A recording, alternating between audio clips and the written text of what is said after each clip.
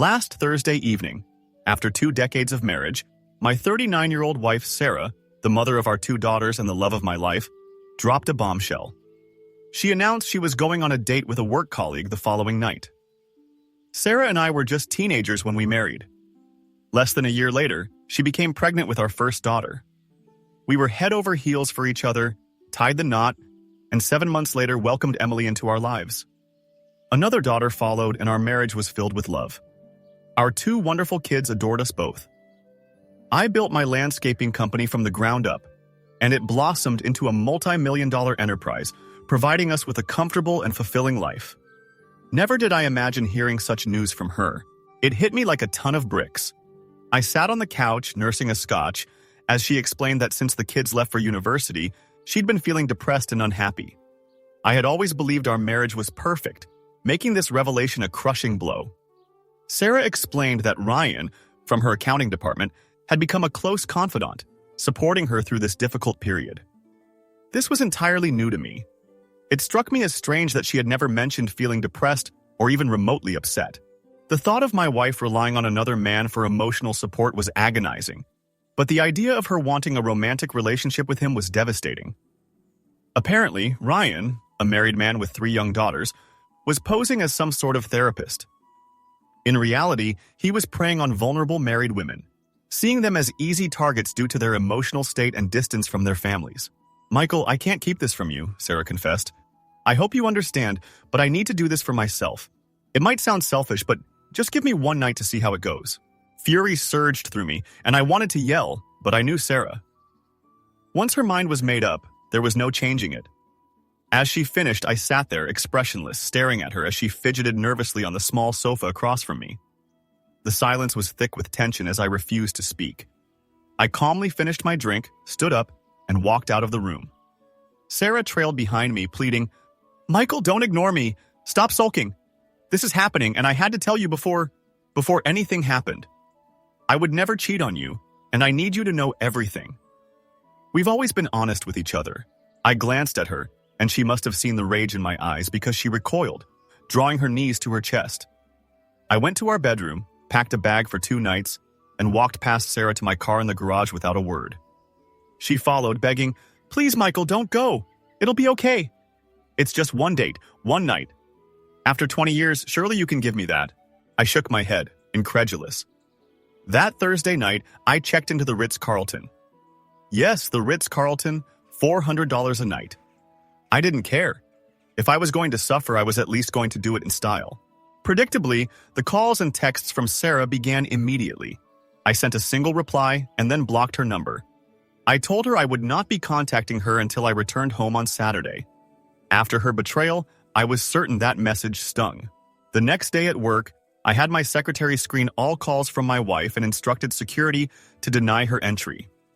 I had a plan and wasn't deviating from it. I'm Michael Thompson, a man of action.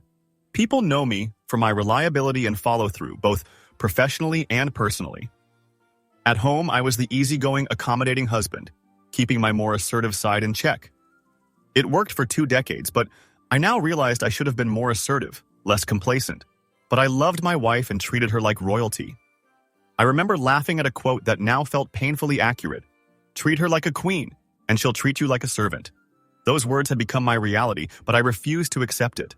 Friday morning, I called my brother, a detective in Miami, and asked for his assistance. I explained what I needed, and he contacted James Foster, one of his colleagues who worked as a private investigator. "James, this is Sergeant Walker. How are you, my friend? I need a favor. My brother needs your help tonight. Can you have someone tail his wife and gather all the intel on this guy by Saturday morning? Run his information, get his address and phone number, and text them to me tonight. We also need photos of them together if possible. It's urgent, but I owe you one, so I'll make it up to you. You need the jerk's phone number and address tonight ASAP?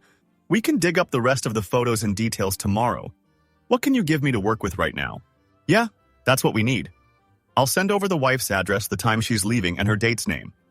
I've been told he works at Brokers Unlimited and his name is Ryan, so you should be able to track him down easily. His wife gets home at 5 p.m., but we don't know when the date starts, so you'll need someone to be at the house before 5 p.m. to follow his wife when he picks her up. That's all we need for now. Send me the wife's address, and I'll handle the rest." Michael listened intently, a smile playing on his lips as his brother ended the call. His plan was unfolding perfectly, and he was prepared to confront his unfaithful wife. The situation demanded swift action. Time was critical. While Sarah and Ryan were on their date, a dinner with an escort no less, Michael intended to visit Ryan's wife and reveal the truth about their spouse's whereabouts. Next, Michael contacted Nick, an old friend, to obtain the contact details of an escort service he had once used. Nick, in the midst of a messy divorce, had sworn off marriage, preferring the company of escorts. Michael now understood his friend's rationale. No emotional entanglement, just sex, and likely less expensive than dealing with an unfaithful wife. The call went smoothly, and Michael booked an evening with a young, attractive blonde, adding a $1,000 gratuity considering the unusual circumstances. He specified his desire for a girlfriend experience, requesting the escort to portray a long-term loving partner. He emphasized the importance of discretion, instructing her to maintain the charade should his wife appear, pretending to be someone he'd met that very night. Michael fully expected Sarah to show up and witness them together. If she wanted a date with another man, he was ready to reciprocate, but with a touch of class. They would meet at a hotel, enjoy a drink, and get acquainted before the evening progressed. Sarah, a busy realtor, held open houses every Saturday, never returning home before 6 p.m. This Saturday was no different. Her mind drifted back to Thursday night. After declaring her independence, she sat on the couch, replaying their conversation. "I can't believe he acted so immaturely," she muttered to the empty room, fuming over his silent departure. "What a jerk." Sarah's attempts to call and text Michael were met with silence until a single text arrived, its mention of betrayal causing her to flinch and reconsider her plans. She'd initially dismissed the date as harmless fun, not actual infidelity, pushing aside thoughts of betrayal. "It's just one night out," she reasoned. "Michael will get over it and we'll be back to normal. He's overreacting, but he'll forgive me. I'll make it up to him tomorrow night. He can't say no to me, and I know exactly how." Friday night, Sarah returned to an empty house and contemplated her options. Should she cancel her date with Ryan and ask Michael to come home? The lure of a fun evening won out. She drew a warm bath, shaved her legs, applied a luxurious lotion, and sat at her vanity, transforming herself into a vision of allure. She admired her reflection, smiling as she finished styling her long hair. Removing the tags from a short, revealing dress, she hung it on the mirror. She slipped on stockings she'd never worn for Michael, securing them with a new garter belt. Adjusting the stockings, she remembered Michael's frequent requests for her to dress sexily. A pang of guilt struck her, recalling Valentine's Day when Michael had gifted her lingerie from Victoria's Secret, and her indignant reaction, accusing him of thinking she was a prostitute and refusing to wear it. She paused, contemplating how she had purchased these provocative stockings for another man. The guilt was fleeting, quickly dismissed as she focused on the evening ahead. Slipping into the silk dress, she zipped it up, pleased with her decision to forgo a bra. The effect was stunning. Standing before the full-length mirror, she admired her long legs in black stockings and high heels. Her breasts jiggled beneath the thin fabric, nipples prominent. "Oh my God, I look like a hussy, but this is so much fun," she thought. "I can't wait to see Ryan's reaction. But I should be clear, no sex tonight, just dinner and dancing." Sarah attempted to convince herself that tonight was just a date, nothing more. But deep down, she knew she was grappling with powerful desires. The anticipation had consumed her for the past month, and tonight it was finally happening. Despite Michael's seemingly childish behavior, she was determined to enjoy herself. Sarah was convinced Michael would understand and let her have this night, as he always indulged her whims. She loved him for that. Then Michael's final call came, offering Sarah one last chance to halt this runaway train and salvage their marriage.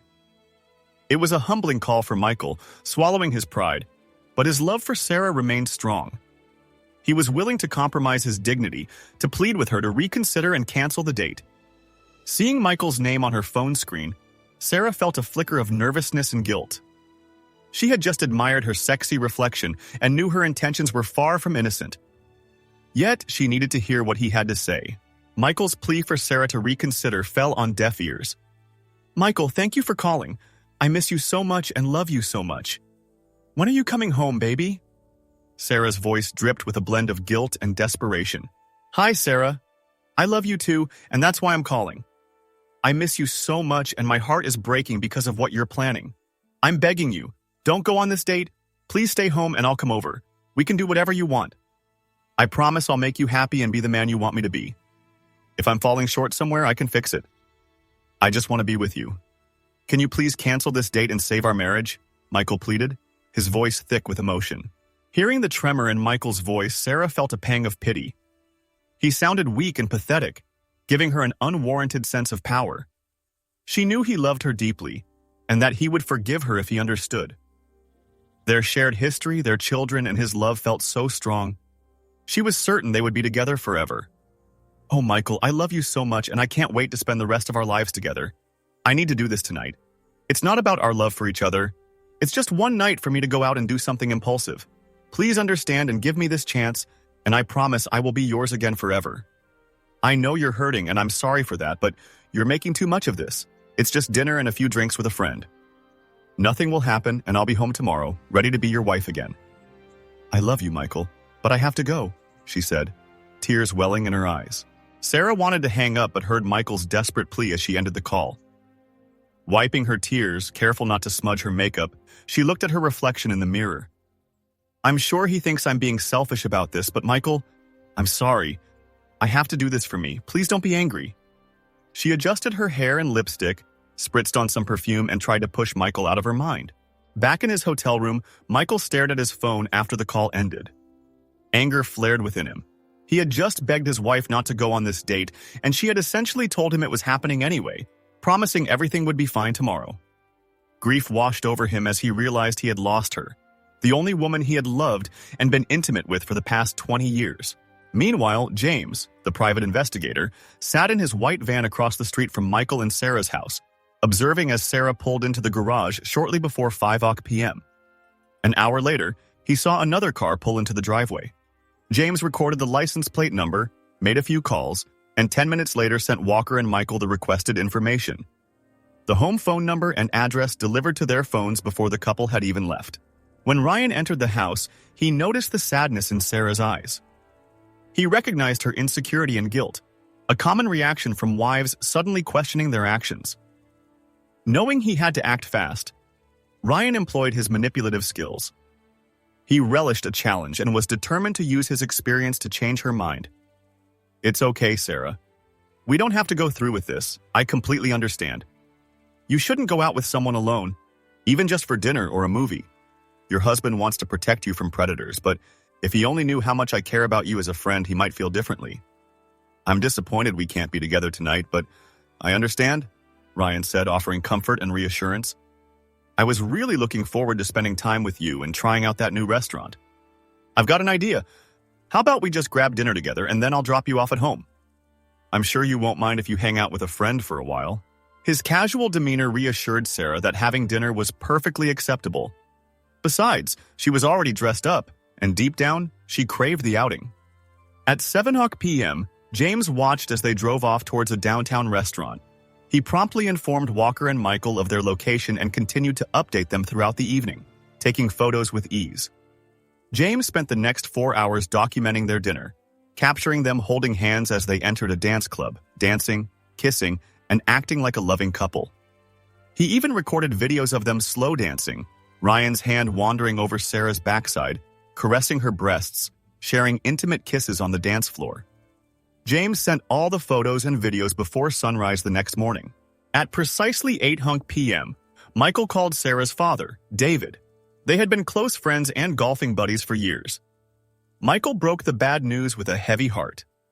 Hi, David. It's Michael. Hi, Michael. Are we still on for golf tomorrow? I'm not sure about golf this Sunday, David. I've got some bad news. Michael's voice was heavy. At this moment, your daughter is out on a date with a coworker. I thought things were fine between us, but she told me she needed more and started seeing this guy. You know I care about you and Linda, but I can't overlook this. I consider our marriage over. She's breached our prenup, and that's something I can't forgive. I wanted you to understand the reasons behind what's coming. I'm sorry it had to end this way. Michael, are you saying she's with someone else? Are you certain? This doesn't sound like her. David sounded bewildered. David, I've hired a private investigator who's currently watching them. She's out with this guy, betraying me, our marriage, and our kids. I'm sorry. This is tough for me, but I respect you and wanted you to know the truth. I'm so sorry, Michael. Please don't do anything rash. I know she loves you, and maybe there's a chance to work things out. I'm sorry, David. I'm done. I'll call you soon. Maybe you two can figure it out. Let's plan for next Sunday. It sounds like it's going to be a long weekend. After obtaining Ryan's address from the investigator, Michael drove to his house to meet his wife, Lydia. She looked puzzled when Michael identified himself and asked if she was Mrs. Carter, Ryan's wife. The 30-year-old mother of three answered the door in tight jeans and a lacy top that accentuated her figure. Michael forced himself to maintain eye contact, striving to remain composed. Are you Ms. Carter, Ryan's wife? Yes. Is everything okay with him? He's fine. He works with my wife. May I come in for a moment? They sat in the living room while Michael delivered the distressing news. Mrs. Carter, I'm sorry to say this, but right now, your husband Ryan and my soon-to-be ex-wife are on a date. My wife told me just yesterday she needed more and that Ryan had been so generous she felt compelled to repay him. Are you sure this is the right person? My Ryan usually plays cards on Friday nights. Mrs. Carter, I wouldn't be here if I wasn't certain. My private investigator is watching them as we speak. I have photos and videos to show you, but I wanted you to be aware of the situation. Michael felt terrible leaving her in tears, knowing this affair might ruin their marriage, but that was the choice Ryan had made. Saturday morning arrived. Michael poured himself a cup of the hotel's specialty coffee, savoring the aroma as he relaxed in his comfortable bed. However, the comfort quickly turned to disgust and bitterness when he opened the pictures from the private investigator on his phone. The only solace was that Sarah had returned home by 1 a.m., and there hadn't been any sexual activity that night. Michael's rage surged as he reviewed the images of his wife's betrayal. Tears welled up as he watched the video of their kisses and Ryan's hand on Sarah's backside. The sight shattered any remaining hope of reconciliation. He also noticed Sarah's stockings, a gift he had given her months ago, and remembered her indifferent reaction. Her betrayal and disregard were unbearable, overwhelming him with humiliation and a sense of inadequacy, which morphed into anger. Apparently, Ryan had convinced Sarah to extend their evening beyond dinner and visit his favorite dance club. This choice marked the downfall of her marriage, and deep down, she had known it was wrong but went along with it anyway, wanting to experience it just this once. Tears streamed down Michael's face. He had shed tears when his mother passed away and mourned for friends who were no longer around, but this pain was something he had never imagined. As he replayed the video for the third time, pausing at the moment Ryan was groping her and showing off her stockings, he shouted into the empty room, "You're going to pay for this!" He pondered, realizing that while she hadn't slept with Ryan, her actions were still unforgivable, disrespectful, and a complete betrayal of their marriage. On Saturday afternoon, Michael met Candy at the hotel. They spent the next 2 hours getting acquainted. Michael had been clear about his desires, and Candy seemed like the perfect fit for his plans. They arrived back at his house just after 4 p.m., and by 5 p.m., they were in bed together. Before joining her, Michael placed a note he had written for Sarah on the front door. It read, "Sarah, last night you broke our marriage contract and wedding vows, not to mention my heart. Since you broke that contract, I no longer consider us married. Yes, legally we're still bound, but the contract is over, and now we're both free to do as we please. I plan to take the master bedroom, as this is my home. You're welcome to use any other room in the house, but my bed is no longer yours. Your clothes and belongings are in the guest room. Please respect my personal space. You got your freedom, and now I have mine. I hope you're happy with your decision. And your new life? Love, your ex-husband, Michael." He removed his wedding ring, placed it on top of the letter, then took one of his collector's knives and sliced through the ring and the letter before stabbing the knife into the wooden door. It was the first thing Sarah would see when she arrived home that evening. At 6:10 p.m., when Sarah returned from work, she was startled by the sight of the knife embedded in the door. It was a chilling image. She cautiously approached, scanning for anything else amiss. As she drew closer, she saw the note addressed to her, accompanied by Michael's wedding ring. Her heart raced, and tears streamed down her face as she read the letter. Clutching the ring and letter, she rushed inside, desperately calling for Michael, her sobs echoing through the darkened hallway. The house was eerily quiet except for muffled noises coming from the bedroom. She ascended the stairs, listening at the door for any sounds of activity. Anger and disbelief overtook her as she opened the door to find a young, attractive woman in bed with her husband, her breasts bouncing with each movement. In stunned silence, Sarah watched the scene unfold. Furious, she screamed, "How could you, you bastard!" Then she fled the house, tears and rage driving her to her car. She sped to her sister Lisa's house. Once there, after calming down slightly, she recounted everything to Lisa, how she had caught her husband in bed with another woman and had nowhere else to turn. Her sister tried to comfort her. "This isn't like Michael at all. Of all people, I never thought he'd cheat on you. He's always shown you so much love and respect, more than any other man I know. I was always envious of how he treated you. This isn't like him. Has anything else happened? What do you think caused this?" Sarah sobbed quietly. "I don't know. Maybe it's because I went out on a date last night. That's the only thing I can think of that might have set this off." "You went on a date with whom?" "Just a guy from work. It was nothing sexual, just dinner and a little dancing." "Seriously? You went out with another man, had dinner, and danced, leaving your husband alone? Is that right?" "Well, yes, but you're making it sound worse than it was." "Are you out of your mind? Do you really think Michael would be okay with you going out with someone else? You told him it was just a night out and nothing to do with sex, just some fun." "Sarah, you've really messed up. You might have lost your husband and ruined your marriage due to your selfishness and stupidity. You can stay here tonight, but tomorrow you need to go back and try to fix things. I'll call him and ask if you can speak to him, but I can't promise it'll make any difference. Prepare yourself for the worst. I know if my husband were in Michael's shoes, he'd be furious. And Michael is even more determined than Tom." Sarah spent the night alone in Lisa's guest room, crying until early morning and barely sleeping. Lisa texted Michael, asking him to call her back as soon as possible. Michael had always liked Lisa, so he knew why she was reaching out and called her back. "Hi, Lisa. How's it going?" "Hi, Michael. My sister is here, and she's told me everything about what happened at your house tonight. I don't blame you at all. I must say you got your revenge pretty swiftly." Michael chuckled briefly. "Yeah, you know me, Lisa. I don't put up with nonsense." "I know, Michael. Look, I get that Sarah messed up, but she's a wreck right now. You two need to have a conversation tomorrow. I'm not sure if you're really going to kick her out, and honestly, I wouldn't blame you if you did, but if she hasn't slept with this guy yet, maybe you should consider working things out. Maybe some counseling, or even shock therapy for a damaged brain might help. Either way, please let her come back and talk tomorrow." "Lisa, of course she can come back. It's still her house, and I didn't kick her out. She just won't be sharing my bed while she's here." I'm no longer upset or angry. My anger has turned into deep resentment over her betrayal. I'll let her talk, but I can't make any promises about the future. Right now, I hate her as much as I once loved her. My emotions are controlled by pain, and it would take a miracle for me to want her back. You're the smartest one in the family, Lisa. I can't believe my sister thought I'd be okay with her dating someone else. What a fool. Be patient and remember that she loves you. I hope she didn't go too far with that idiot. Goodbye, Lisa. Let her come home when she's ready. Bye, Michael. You're my favorite son-in-law. You know that.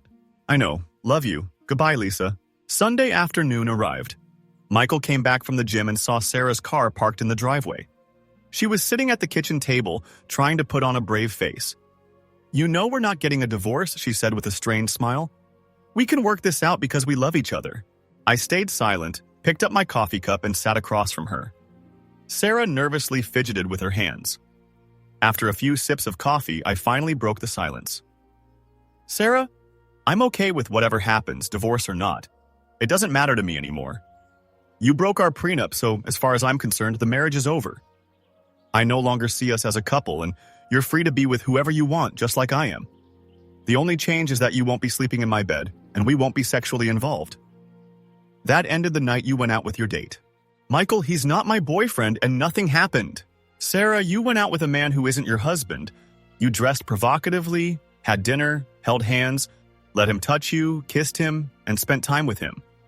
To you, it might seem like nothing, but to me, it's everything. That's what ended our marriage. So if you want no divorce, then fine, we won't get one, but don't expect me to be with you again. I don't want a divorce. Give us time, and I'll be back in your bed." "So, are you done seeing that little slut you were with? I'm not putting up with this." I started laughing. "Now that's funny. You broke our prenup, not me. You ended our marriage the moment you agreed to go out with your date. You set me free the moment you left with him. I'm not stopping my time with Candy. She's young, sexy, fun, and a fantastic lover. Honestly, it's the best sex I've ever had. We do things you never offered me, and now I know what I was missing. Why would I give that up? If you don't know this already, Sarah, while you were out with your date, I paid a visit to his lovely wife, Lydia. Did you know they have 3 beautiful children? Never mind. I'm sure you didn't consider that while you were with your lover. Anyway, she told me something interesting about Mr. Nice Guy. You're the 3rd woman Lydia has caught him with in the past year. She also mentioned that Rebecca Martin from your office was the last woman he cheated with, which led to her divorce. Ryan has a long history, but Lydia says he's done. She believes that once a cheater, always a cheater. I think you're in that category now. I think you could have found a better lover to cheat with, but I wouldn't know. Sounds like you and Ryan managed to ruin 2 families with 5 kids. Great job. Sarah looked shocked as she processed the news. The realization that her lover was just another unfaithful man hit her hard. Her anger at herself was palpable, and learning about Ryan's history left her horrified. She lost control, her frustration boiling over. Michael, he's not my boyfriend. You have to stop saying that. I can't believe you went to her house and told her he was cheating. My God, it was just dinner. You're really cruel and hurtful. And what about you? I countered. Having another woman in my house is inexcusable. This has to stop. It was just dinner. Have you forgotten about the dirty dancing, kissing, and touching at the club? I promised Lydia copies of all the photos and videos so she'll have evidence when Ryan tries to downplay it. I know you think it's not cheating, but in the real world, it's exactly that. Betraying your marriage by being with someone else is cheating. When are you going to understand that? So you think I'm cruel and hurtful? I'm curious, how do you define what you've been doing? Loving and caring? No, I'm not giving up my time with Candy. If you can't handle that, you don't have to stay. No, Michael, I want you to stop seeing her and be with me. I promise I won't see anyone else. Oh, you promise? Funny how your promise to be my wife and forsake all others turned out to be worthless. Sarah, if you don't like our arrangement, you're free to leave or get a divorce. Maybe you can move in with your lover, since he'll need a new place to stay too. You two deserve each other. Or you could stay here, or maybe move in with your sister, Lisa, I said coldly. I'm sure she'd be thrilled to have you there. You'd be a great role model for her girls. Michael, are you going to stop seeing that woman? Don't you love me? Don't you want us to be together again? Sarah, it's too late for that. The moment you told me you wanted to be with another man, you destroyed everything. Do I still love you? Yes, but my trust is shattered. How can I trust and love someone who so easily walked away from our marriage? No real man would tolerate his wife being with someone else, but you went ahead and did it anyway. You made it clear you were going to be with another man regardless of my feelings. Now, you need to face the consequences of your actions. I want to be with Candy, a young, sexy woman who offers me things I never knew I was missing. Seeing me with her must be hard for you, but now you know some of my pain.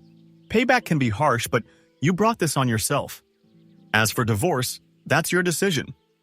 We can live together as housemates and see how things go, or you can agree to the divorce and I'll have the papers ready in a week. Your words mean nothing to me right now, I said firmly. Sarah understood the gravity of my tone and knew not to push me further. For the next month, I brought Candy home every weekend. We were together in bed multiple times a day, and it was exhilarating. She made me feel good about myself and helped me regain the confidence that Sarah's betrayal had eroded. Sarah hated the weekends and begged me to stop seeing Candy, but I refused. I didn't relent. Sarah would leave as soon as Candy and I arrived on Saturday night and wouldn't return until Candy was gone. I had Sarah text me after Candy left.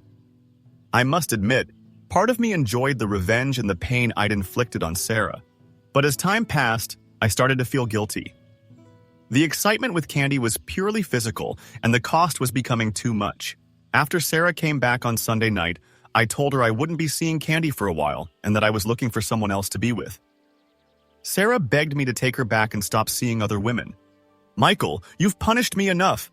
Every week I had to watch another woman come into our home and be with the man I love. The pain is unbearable, and I can't stand seeing you with someone else. Please give me another chance. I know I can't compete with a girl like that, but I can give you love and everything no one else can.